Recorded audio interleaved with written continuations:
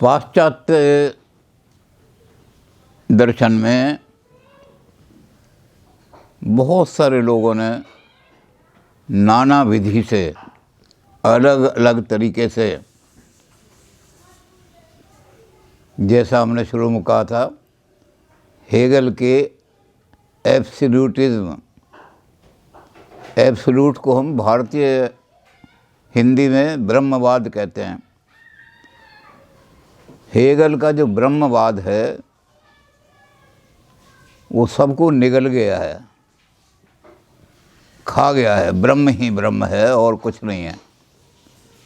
इसके खिलाफ बड़ी आवाज़ें उठ रही थी, हर तरह से चारों तरफ से आवाज़ उठाई गई थी। अब जैसे इन्होंने कहा कि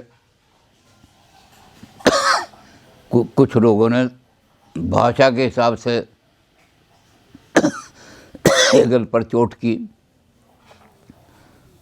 तो भाषा के हिसाब से वो अंग्रेज़ी भाषा में बात जमती है। हिंदी भाषा में वो चीज़ें, हिंदी व्याकरण और तरह की है, तो वो जो भाषा वाला तो ऑब्जेक्शन है वो तो अंग्रेज़ी में ही, अगर हम अंग्रेज़ी में ही उसको करेंगे तब हो सकता, हिंदी में नहीं हो सकता। क्योंकि हिंदी में सबसे बड़ी बात यह है कि जो अंग्रेज़ी का शब्द है इज़, और वो बड़ी गड़बड़ी पैदा करता है हिंदी में, क्योंकि उसके एक ही अर्थ है वहाँ, है, इज़ माने है, लेकिन अंग्रेज़ी में दो अलग अलग अर्थ हो जाते हैं। हिंदी में जब वो यूनिवर्सल अर्थ में प्रयोग होता है तो है नहीं प्रयोग होता, होता है। क्रो इज़ ब्लैक, तो अंग्रेज़ी में तो इसका मतलब होता है कौवा काला है, लेकिन हिंदी में दो अर्थ हो जाएंगे, कौवा काला है और कौवा काला होता है। तो कौवा काला होता है जब यह अर्थ रहेंगे तो वो क्रिटिसिज्म लागू नहीं होगा जो भाषा वालों ने किया है। तो इसलिए भाषा वाली बात को हम भाषा के चक्कर में नहीं पढ़ना चाहते। सिर्फ भाषा की बात इतनी कह सकते हैं हम कि भाषाविदों ने जो आवाज़ उठाई वो इज़ पर ही ज़्यादा उठाई। इज़ के कई अर्थ होते हैं। ट्राइंगल इज़ ए 3-साइडेड figure, cat is a mammal, Socrates is a philosopher, rose is red. तो व्याकरण की दृष्टि से ये चारों के चारों वाक्य जो हैं एक से दिखाई देते हैं। सब्जेक्ट है, प्रेडिकेट है, जिसको इस द्वारा जोड़ा गया है। लेकिन फिलोसफिकली जब हम इनको एनालाइज करते हैं तो यहाँ अर्थ हो जाते हैं। पहले में ट्राइंगल इज़ 3-साइडेड फिगर, यहाँ सब्जेक्ट और प्रेडिकेट की आइडेंटिटी को दिखा रहा है is.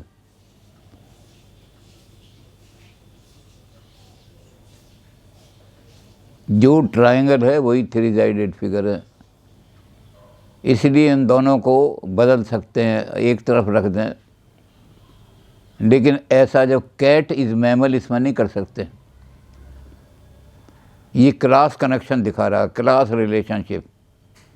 Cat belongs to the class of mammals, या इज़ हटा दो इसमें से। कैट बिलोंग्स टू दी, क्योंकि अगर इज़ रहेगा तो होगा आइडेंटिकल, कैट और मैमल आइडेंटिकल है, ऐसा कैसे हो जाएगा? तो यहाँ इज़ के मानी और हो जाएंगे। फिर हमने कहा सोक्रेटिस इज़ ए फिलोसफर, यहाँ क्लास रिलेशनशिप भी नहीं है। Socrates belong to the class of philosophers. Socrates किसी चोर का नाम भी हो सकता है। तो ये इंडिविजुअल इज़ जो है, there existed a man whose name was Socrates, यहाँ इज़ ख़त्म हो गया। इसी तरह हम कहेंगे रोज इज़ रेड, यहाँ सब्जेक्ट और प्रेडिकेट का रिलेशन हो गया। तो ज़्यादातर लोगों ने इस तरह से रिलीजन, उसकी लैंग्वेज की छोटी छोटी बारीकियाँ निकाल करके और हेगल से लड़ते रहे।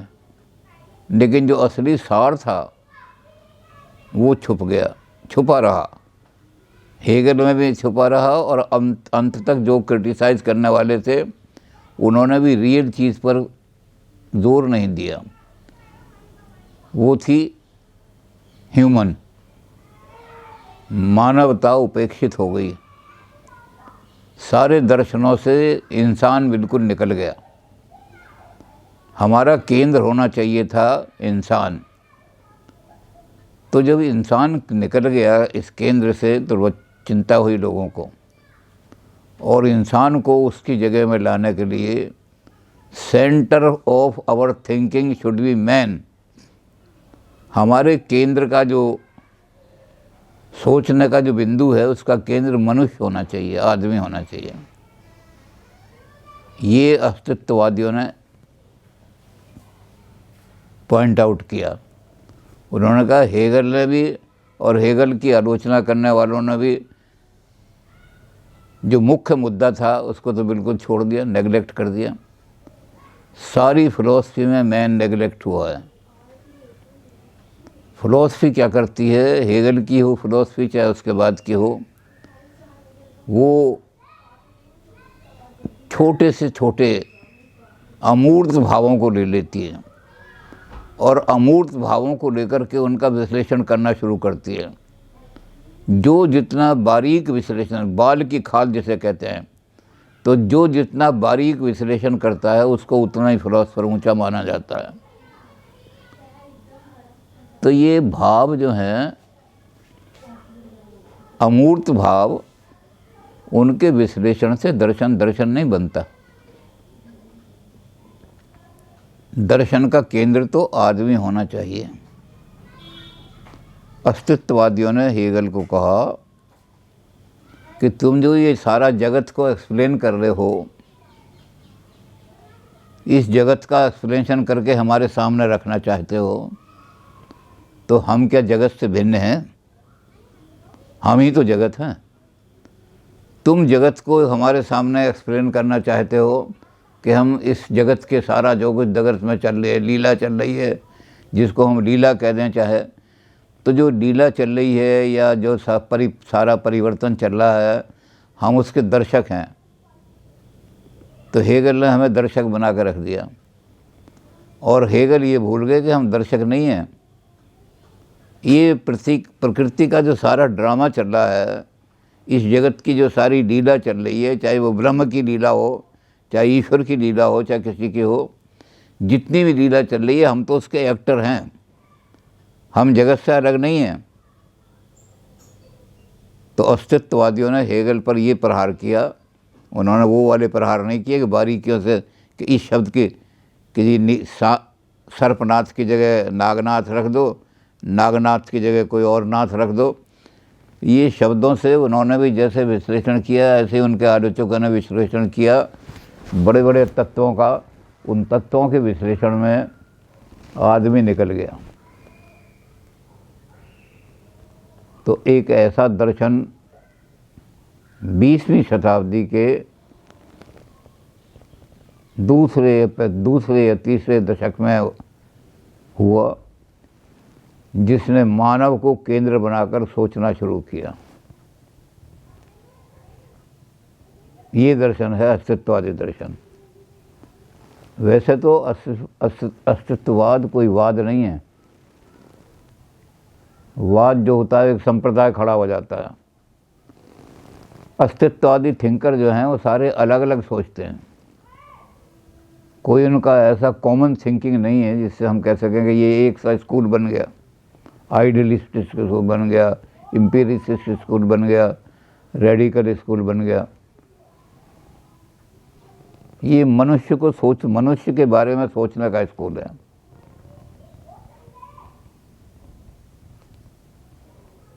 तो जो मेटाफिजिशियन थे बड़े बड़े ऊंचे, जो एक एक बाल की खाल उतारते थे, हेगेलियंस खास तौर से, और हेगेलियन का क्रिटिसिज्म करने वाले लैंग्वेज फिलोसफर खास तौर से। अब मैंने भी एक पीएचडी कराई, अजीब तरह की पीएचडी है वो, लैंग्वेज वालों की। Philosophy of meaning, what is the meaning of meaning. Theory of meaning. अब लोग कहते हैं ये क्या विषय हुआ। मैंने कहा ये लैंग्वेज फिलोसफी जो आज चल रही है उसमें है, मीनिंग क्या है। लेकिन अस्तित्ववादियों ने कहा कि ये वक्त ख़राब करने वाली बातें हैं, मीनिंग क्या है, इससे आदमी की नेचर को कैसे एक्सप्लेन करोगे आप। और नेचर को भी जिन लोगों ने आदमी को एक्सप्लेन करने की कोशिश की, उन्होंने एक एब्स्ट्रैक्ट मानव निकाल लिया इस पृथ्वी, इस सृष्टि में से, इस जगत में से मानव कोई अलग है, हम उसकी व्याख्या करें। Man in this universe, the existing man, जो आदमी जगत के अंदर अस्तित्व है, जो जगत के अंदर विद्यमान है, जो जगत के अंदर सारा काम कर रहा है, उसके बारे में सोचो। अब उसके बारे में सोचोगे तो क्या हो, आपने एक शब्द ले लिया, जैसे ही कह रहे हैं कि हमने बारीक बारीक अमूर्त पिक्चर ले लिए, भाव अमूक ले लिए और उन पर विचार करे जा रहे हैं। तो हमने एक भाव ले लिया ट्रुथ। ट्रुथ क्या है? अब हमने ट्रुथ को की विश्लेषण करना शुरू किया। किसी ने कहा ट्रुथ ये है, किसी ने कहा ट्रुथ ये है, किसी ने कहा ट्रुथ ये है। लेकिन अस्तित्ववादी कहते हैं भूल गए कि ट्रुथ की व्याख्या जब तक नहीं हो सकती man existing in this world, उसके लिए ट्रुथ क्या है? ट्रुथ वो है जो man existing in this world के लिए ट्रू है, वही ट्रू है। बाकी एब्स्ट्रैक्ट ट्रुथ की डेफिनेशन देते रहो, वो ट्रू की डेफिनेशन। अब इसके लिए एक छोटी सी घटना ये है कि एक आदमी जो है बच्चों से कह रहे हैं बेटा सत्य बोला करो, बस सत्य बोला करो, सत्य बोला करो।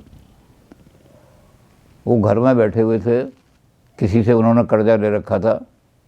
वो कर्जे वाला जो था वो अपना कर्जा मांगने के लिए आ गया। अब वो डर गए कि बाहर निकला तो गालियां देगा कुछ है, तो उन्होंने अपने लड़के से कहा, कह दे पिताजी घर में नहीं है।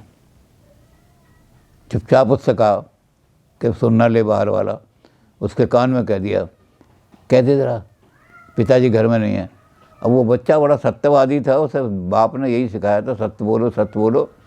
उसने बाहर जाके कहा पिताजी कह रहे हैं घर में नहीं है पिताजी। उसने कहा तेरी ऐसी तैसी, बाहर निकाल उसको, कहाँ कह रहा है। अब वो सत्य बोल रहा है लड़का, तो तुम उसे सत्य बोलने पे कह रहे हो कि गलत कर दिया तूने, मारूंगा कह दिया तूने। तो सत्य की परिभाषा क्या है? सत्य वो नहीं है जो आपने किताबों में लिख दिया, सत्य वो है जो man existing in this world, उनके हालात में जो चीज़ सत्य वही सत्य है। सत्य की परिभाषा एब्स्ट्रैक्ट रूप में नहीं दी जा सकती। इसी तरह की बहुत सारी। तो ये जो दर्शन उदय हुआ, लोगों ने इसका बड़ा मखौल उड़ाया। अरे बड़े बड़े ऊंचे आदमियों की मेटाफिजिक्स को ये दर्शन निकाला। किसी ने कहा ये दर्शन जो है मानव को ला रहा है केंद्र में, और मानव को ला रहा है तो ये खतरनाक दृष्टि से, डेंजरस। अब आदमी को क्या कर रहा है? वो जस्टिफिकेशन दे रहा है, dangerous justification of human liberty. Human liberty तो सबने कहा था, रूसो ने भी ह्यूमन लिबर्टी की बात की थी। Man is born free but everywhere he is in chains. आदमी तो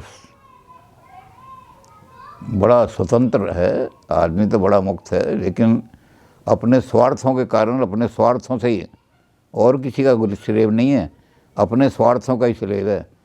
जिससे उसका स्वार्थ सिद्ध हो उसके जूते भी चाटने लगता है जाके। तो किसी ने उसको कहा थोड़ी था कि तुम इसके श्रेय बन जाओ। तो रूसो ने आदमी की लिबर्टी की बात की, मिलने और लिबर्टी मिला के बात ऊंची बढ़ा दी इसको। मिलने का अगर कोई आदमी बिल्कुल मूर्खता की बात भी कह रहा है तो उसे फ्रीडम है अपनी बात कहने की। सोसाइटी अगर उसकी बात मूर्खता की है तो सोसाइटी उसको परखेगी, 2 महीने में रिजेक्ट होगी उसके बाद। कुछ आदमी की बात ऐसी है जो साल भर लोग देखेंगे, कहते मूर्खता की बात कह के लोगों को धोखा दिया, लेकिन वो सोसाइटी को अधिकार है कि उसको रिजेक्ट कर दें। अगर उसकी लिबर्टी किसी दूसरे की लिबर्टी को हर्ट कर रही है तब पुलिस आकर इंटरफियर करेगी, नहीं कर सकती बिल्कुल। तो मिल ने लिबर्टी को और बढ़ा दिया। लेकिन अस्तित्ववादियों ने मानव को केंद्र में रखकर एक खतरनाक लिबर्टी की डेफिनेशन दे दी। मनुष्य की लिबर्टी पे कोई पाबंदी नहीं, गॉड भी नहीं लगा सकता पाबंदी, भगवान भी पाबंदी नहीं लगा सकता। तो बड़ी dangerous justification of human liberty दे दी। कुछ लोगों ने कहा रेडिकल इंडिविजुअलिज्म आ जाएगा इससे, तो व्यक्तित्ववाद, हर व्यक्ति कहेगा मैं केंद्र हूँ सेंटर का, इसलिए मुझे पूरा अधिकार है, जो चाहूँ सो करूँ।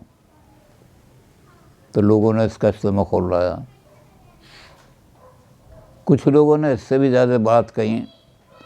उन्होंने कहा this is the philosophy of nihilism, सब चीज़ों को नकारने की। ये भी मानव की फ्रीडम पर प्रतिबंध लगा रहा है, इसलिए भी गॉड को भी निकाल दिया, सब चीज़ों को निकाल दी, बस व्यक्ति। तो it is a philosophy of nihilism, नकारात्मक, नेगेटिव फिलॉसफी है।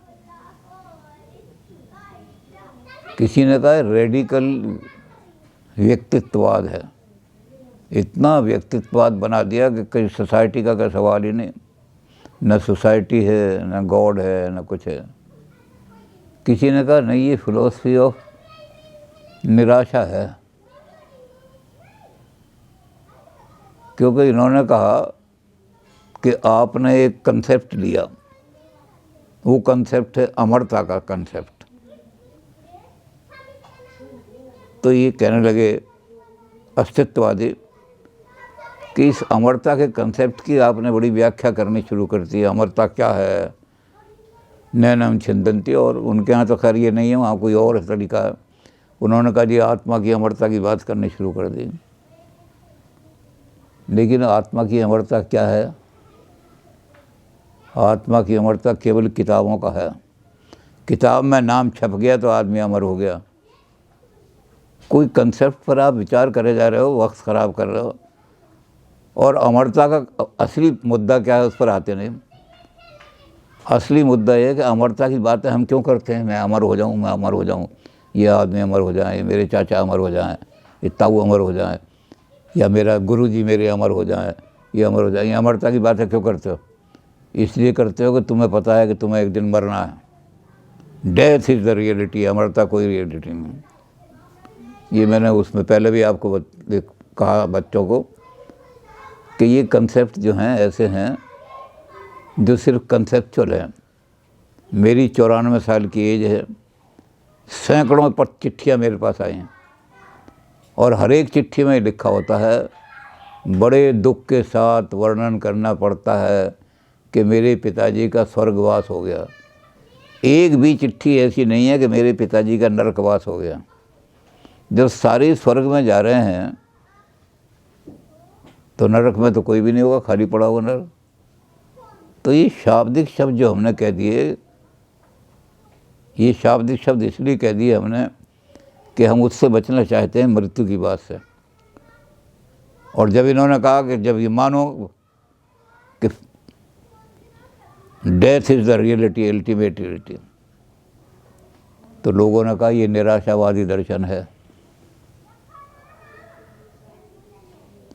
कुछ लोगों ने कहा कि ये कोई फिलॉसफी थोड़ी है इनकी, ये तो चैटिंग है। कॉफ़ी हाउस में बैठ कर के लोग चैटिंग करते, यार आदमी की स्वतंत्रता इतनी होनी चाहिए, ये कोई फिलॉसफी नहीं है। तो कुछ लोगों ने इनका मखौल भी उड़ाया। लेकिन अस्तित्ववाद पर जो ये आरोप लगाए गए, इसके दो कारण हैं। उसके दो कारण हैं। एक कारण तो ये है कि जो लोग अस्तित्ववाद पर आरोप लगाते हैं, क्योंकि अस्तित्ववाद बिल्कुल नई फिलॉसफी है, 20वीं सदी के दूसरे या तीसरे दशक में, यानी 1940 या 1950 में फिलॉसफी आई है। तो इस फिलॉसफी के एक एक पक्ष को लेकर के वो अपनी राय दे देते हैं, पूरी फिलॉसफी को समझे ही नहीं लोग। अभी अस्तित्ववाद की फिलॉसफी को लोग समझ नहीं पाए, एक पक्ष बोल दिया उन्होंने, तो उसी पक्ष को लेकर उन्होंने कहा ये तो तू निराशा की बात कर रहा है। इन्होंने अस्तित्ववादियों ने कहा कि तुम्हारी ये अमर उमरता की बात, अब तुमने कह दिया जी वो तो अमर हो गए, कौन जा रहा है देखने के लिए अमर हो गए। अननेसेसरी इस कंसेप्ट की विशेषण बाल की खाल उतार रहे हो। अमरता क्या होती है, अमरता क्या होती है। कुछ लोगों ने कहा अमरता होती नहीं कुछ भी, कुछ लोगों ने कहा कि सोल अमर नहीं होती, सोल तो बैठी रहती है कब्र के अंदर। तो तरह तरह की बातें, आप अमरता की बात ले रहे हो। असली बात यह है कि आपको एक डर है मौत का, और उससे बचने के लिए अमरता के बड़े बड़े सिद्धांत निकाल के खड़े कर रहे हो। जो असली चीज़ है, man in the real man in the world, कि death is a certainty, ultimate truth मृत्यु है, मृत्यु परम सत्य है। इस सत्य को कोई नहीं टाल सकता। ये वो सत्य है जो अस्तित्व के साथ जुड़ा हुआ है।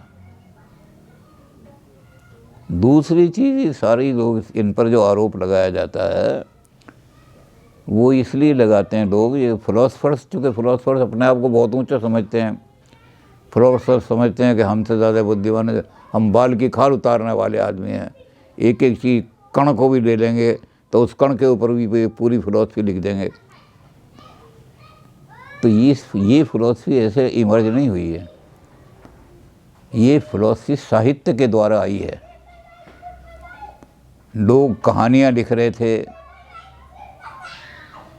लोग कविताएं लिख रहे थे, लोगों ने कविता लिखी, जाने क्या क्या पूज रहे हैं मानव से घबरा कर लोग।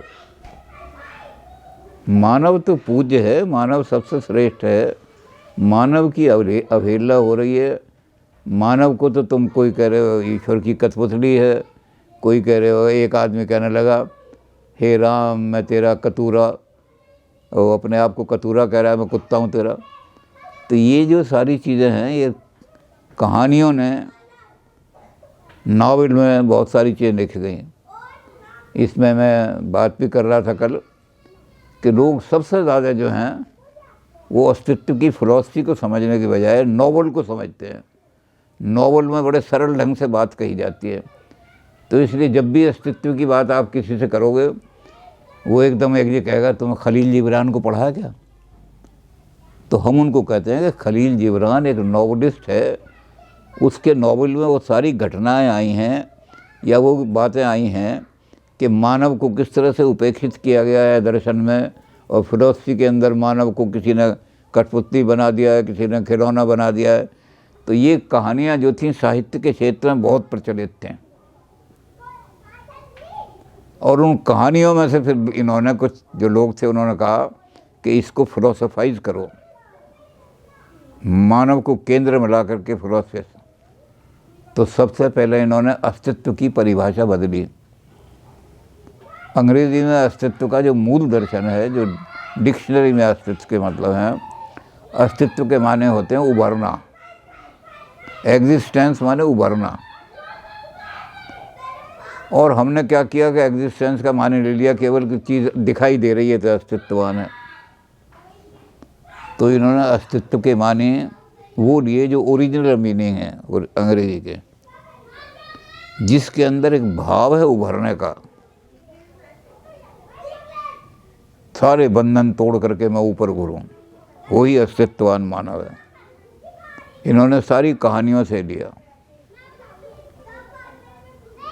उसमें एक कहानी बड़ी, खैर वैसे तो सार्त्रे के साथ जुड़ी हुई है, वो अंत में आएगी, लेकिन कहानियाँ बड़ी, जैसे मैंने कहा ना खलील जिब्रान का जो नावल है उसमें वो सारी समस्याएं आती हैं जो मानव की उपेक्षा हुई है, किस तरह से हुआ है नावल में उसने दिखाया, और कैसे मानव ने अपने आप को असर्ट किया है कि और मानव ने दिखा दिया कि मैं तो भगवान से ऊपर हूँ।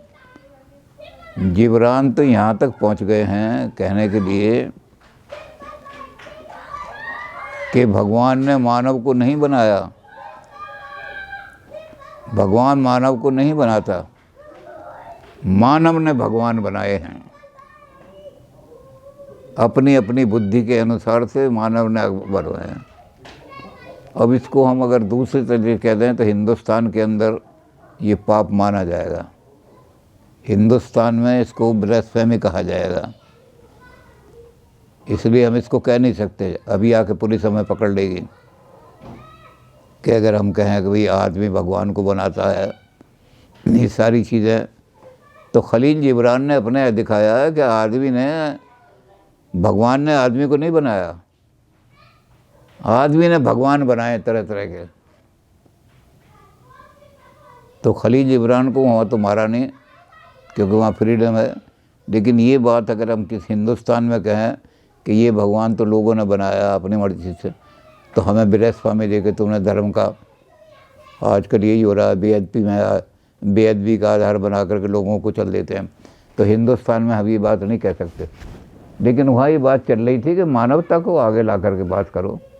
तो उन्होंने कहा कि वो शब्द लाओ, अस्तित्व का वो मानी लाओ जो रियल मानी है। एनिमल जो है वो अपने आप को उभार नहीं सकता, जैसा प्रकृति ने बना दिया वैसे है। लेकिन मनुष्य जो है अपने आप को उभार सकता है। मैन कैन डिफाइन हिमसेल्फ कि मैं क्या हूँ, जानवर नहीं कर सकता। तो अस्तित्ववादियों ने पहला काम तो ये किया। अब एक कहानी जो जैसा मैंने कहा कि जुड़ी हुई है अस्तित्व से, ये कहानियाँ अखबारों में लिखी जा रही थी, कहानियों के जर्नल्स में लिखी जा रही थी, पत्रिकाओं में लिखी जा रही थी। लेकिन इन कहानियों में जो भाव था, कुछ लोगों ने, कुछ फिलोसफर ने कहा कि ये जो भाव आ रहा है कहानियों में, इसीलिए लोग इनको कहते थे कि तो कॉफ़ी हाउस की फिलॉसफी है, कॉफ़ी हाउस में बैठ कर के आदमी। लेकिन ऊंचा साहित्य बड़ा लिखा जा रहा था, उस साहित्य को फिलोसफाइज कर दिया। तो उसकी एक कहानी हम बताते हैं, और सार्त्र के साथ हम बात दोबारा रिपीट कर देंगे कि फ्रांस पर हमला किया जर्मनी ने। जैसे ही राइन रिवर को, नदी है राइन जो बीच में विभाजन करती है, जैसे ही इस नदी को पार किया तो बड़े खटखट की आवाज़ से कि ओह हमने फ्रांस को जीत लिया। तो नीचे एक धोवन जो थी मामूली वॉशर वूमन, वो कपड़े धो रही थी नदी में। उसने ऊपर को देखा कि आज बड़ी खटक खटक की, वो नारे लगा रहे होंगे अपने कोई जर्मन भाषा के। तो उसने लगा हु आर यू, इतनी निडरता के साथ तुम घुसे चले जा रहे हो हमारे देश में, फ्रांस में। उन्होंने कहा वी हैव क्रश्ड फ्रांस, हमने फ्रांस को जीत करके कुचल दिया है। वो कहने लगी no you are wrong, you have defeated French army, तुमने फ्रांस की फौज को हराया है। You have not defeated France nation, हमारी नेशन को नहीं हराया तुमने। कहने क्या मतलब? बुढ़िया ने कहा कि फ्रांस का जब तक एक एक आदमी जिंदा है, हर गली के अंदर तुम्हारा मुकाबला करेगा, मारेगा तुम्हें, निकाल देगा यहाँ से। तो बिगड़ गए बूढ़ी धोवन, तेरी इतनी हिम्मत। तो उसने वहीं से नदी में जो पत्थर होते हैं उठा के फेंकने शुरू किया। तुम मेरे देश के अंदर निडर होकर चले जा रहे हो, जब तक मैं जिंदा हूँ अपने देश के अंदर तुम्हें नहीं घुसने दूंगे। वो एक आदमी आया, उसने आकर के संगीन जो होती हैं उसके मारी मर गई औरत। जैसे ये कहानी छपी अगले दिन अखबार में कि एक औरत ने जर्मन सैनिकों को आगे नहीं बढ़ने दिया जब तक मैं जीवित हूँ, और पत्थर मारती रही वो। सारा फ्रांस जाग के खड़ा हो गया। और यही हुआ, एक एक गली में फ्रेंच आर्मी को, जर्मन आर्मी को एक एक गली के अंदर मुकाबला सहना पड़ा। जो हिटलर जर्मन फ्रांस को गुलाम बनाना चाहता था वो जल्दी उखाड़ के फेंक दिया, उन्होंने भगा दिया। जब शांति हो गई वहाँ तो उन्होंने कहा वो थी औरत, उसका मेमोरियल बनना चाहिए। तो वहाँ लोग गए, बड़े बड़े लोग धोबियों के मोहल्ले में गए, वो कौन सी औरत थी? तो धोबियों ने कहा हमारे मोहल्ले की तो कोई औरत इस तरह बलिदान नहीं हुई, ना कोई गई हमारी मोहल्ले की औरत। उन्होंने कहा नहीं वो औरत तो थी। तो जब उन्होंने खोज की तो पता लगा एक अस्तित्ववादी फिलोसफर ने एक कहानी लिख दी थी फ्रांस के लोगों को जगाने के लिए कि हम गुलाम होकर के नहीं जी सकते। जिम्मेदारी एक एक आदमी की जिम्मेदारी है फ्रांस की आज़ादी की रक्षा करने की। तो ऐसी ऐसी कहानियाँ जब लिखी जा रही थीं, सैकड़ों कहानियाँ, और फिर उन पर चर्चा करते थे वो लोग जो चाय वाय पीने वाले थे, तो ये दर्शन उसमें से उभर कर के आया है। तो इसलिए जो एकेडमिक फिलोसफर थे इनका मखौल इसलिए उड़ाते थे। तो अब इन्होंने क्या दार्शनिक चिंतन किया तो बाद में करेंगे, लेकिन हमें इन्होंने कहा कि इस दर्शन में साहित्य से ये दर्शन उभर करके आया है। बड़े बड़े जर्नल्स के अंदर कहानियाँ लोग पढ़ते थे, पत्रिकाओं में कहानियाँ पढ़ते थे, आदमी को क्यों उपेक्षित किया जा रहा है, मैन इज़ द सेंटर। जैसे मैंने कहा एक कविता में उन्होंने लिख दिया, एक लाइन ही लिख दी और उसमें बता दिया जाने क्या क्या पूज रहे हैं। कोई पत्थर को पूज रहा है, कोई लोहे को पूज रहा है, कोई कुर्सी को पूज रहा है, कोई बंदर को पूज रहा है, लेकिन मैन को कोई नहीं पूज रहा। जाने क्या क्या पूज रहे हैं मानव से घबरा कर। मानव सबसे श्रेष्ठ है दुनिया के अंदर। तो इस मानव की श्रेष्ठता का दर्शन कराने के लिए इन सारी कहानियों को और सारे साहित्य को, और इसने अस्तित्ववादी दर्शन ने जैसे ये साहित्य में से उभर के आया था, ऐसे ही इसने साहित्य को, मॉडर्न साहित्य को बहुत प्रभावित किया है। अब यहाँ मैं बता रहा हूँ आपको कि यहाँ एक हिंदी के बहुत बड़े विद्वान हैं, सारे हरियाणा में जिनकी ख्याति है कि हरियाणा के बहुत उच्च कोटि के विद्वान हैं। उनका नाम है डॉक्टर लालचंद मंगला। हिंदी के साहित्य पर, हिंदी के नॉवेल्स पर अस्तित्ववाद का प्रभाव, इस पर उन्होंने अपनी पीएचडी की है। बड़ी ज़बरदस्त, एक एक नॉवल को खंगाल करके फेंक दिया है। वो मानव की श्रेष्ठता का प्रभाव, मानव कितना श्रेष्ठ है और मानव ही पूज्य है, सारा साहित्य जो खंगाल कर रख दिया। अंग्रेज़ी में, हिंदी में ऐसी बहुत सारे नॉवल थे जिनको उन्होंने निकाल दिया। इसी तरह हमारी पौत्र वधू, हमारे पोते की बहू जो है, उसने अंग्रेज़ी नावलों पर दिखाया, अंग्रेज़ी की लेक्चर लगी हुई है। 60 तरह का प्रभाव अंग्रेज़ी लिटरेचर पर, क्योंकि लिटरेचर ही तो आदमी को नीचे भावनाओं को उतारता है। ये फिलॉसफी आदमी की भावनाओं में, आदमी की बुद्धि को तो कर देती है लेकिन उसकी भावना में नहीं उतरती। और ये कहानियाँ, ये नॉवल, इनमें जब जाकर के चीज़ उतरती है तो आदमी बड़ा प्रसन्न होता है। तो अस्तित्ववादियों ने अपने दर्शन को लिया भी उन साहित्य से, और साहित्य को प्रभावित भी बहुत कर रहे हैं। आज के मॉडर्न साहित्य पर अस्तित्ववाद का बड़ा प्रभाव हो रहा है। तो इसलिए हम अस्तित्ववाद के फिलोसफर्स को ही देखेंगे, नॉवल वालों को नहीं देखेंगे। नॉवल तो साहित्य का क्षेत्र हो जाता है, लेकिन वो नॉवल प्रभावित तो बहुत हैं इससे। तो ऐसे थिंकर जो हैं, जिन्होंने अपने आप को अस्तित्ववादी घोषित किया है, लेकिन उनके विचार एक दूसरे से चाहे ना मिलते हों, स्वतंत्र चिंतक हैं सारे, तो ऐसे 5 आदमी हमारे पास हैं जो अपने आप को अस्तित्ववादी फिलोसफर कहते हैं। लेकिन हम 5 पर विचार नहीं कर सकेंगे, क्योंकि हम फिलॉसफी को, हर एक फिलॉसफी को हम बहुत संक्षिप्त में कर रहे हैं। तो हम इसमें से 1 या 2 ही लेंगे 5 में से।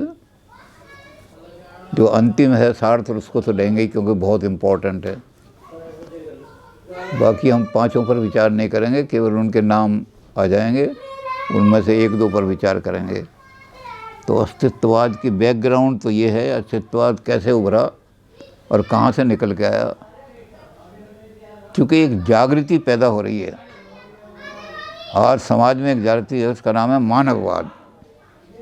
ये मानववाद जो खड़ा हो रहा है, ये मेटाफिजिकल जितने भी कुरीतियाँ हैं या गलत निष्कर्ष निकाल के मानव को छाया बना दिए। अब जैसा मैंने अभी कहा ना कि इन्होंने कहा कि तुम जगत की व्याख्या कर रहे हो और हमें दिखा रहे हो जगत के, हम भी तो जगत हैं। इस हमारे बिना जगत क्या है? तो तुम हमें दर्शक समझ के दिखा रहे हो ये जगत की व्याख्या है। जगत के खेल तो हम कर रहे हैं, खेल हम कर रहे हैं, तो हमसे ज़्यादा तुम क्या बताओगे, फिलोसफर क्या बताओगे? हम बताएंगे कि हम आदमी इस जगत के अंदर हैं। मानव इस जगत का कर्ता, मानव इस जगत का प्लेयर है, मानव दर्शक नहीं है इसका।